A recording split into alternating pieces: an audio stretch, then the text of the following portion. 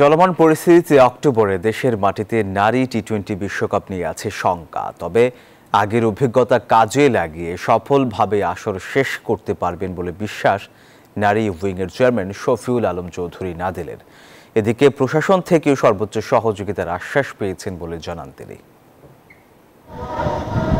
বিশ্বকাপ আসর আবারও বাংলার মাটিতে। চলমান পরিস্থিতির কারণে শঙ্কা দেখা দিলেও নারী উইংয়ের চেয়ারম্যান জানালেন অভিজ্ঞতা কাজে লাগিয়েই সফলভাবে শেষ করা সম্ভব হবে এই আসর। 13-14 সালেও কিন্তু রাজনৈতিক অস্থিরতা ছিল।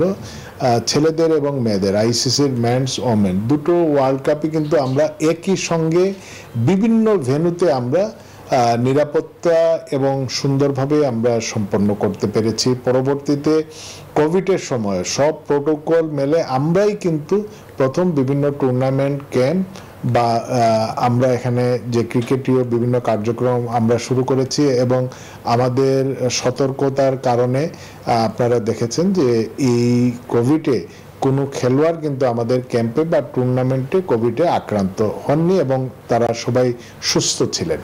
এদিকে নারী বিশ্বকাপে জমকালো উদ্বোধন অনুষ্ঠানের চিন্তা আছে বিসিবির। অন্য আসরগুলোর মতো এবারও প্রশংসা কুড়াতে চান তারা।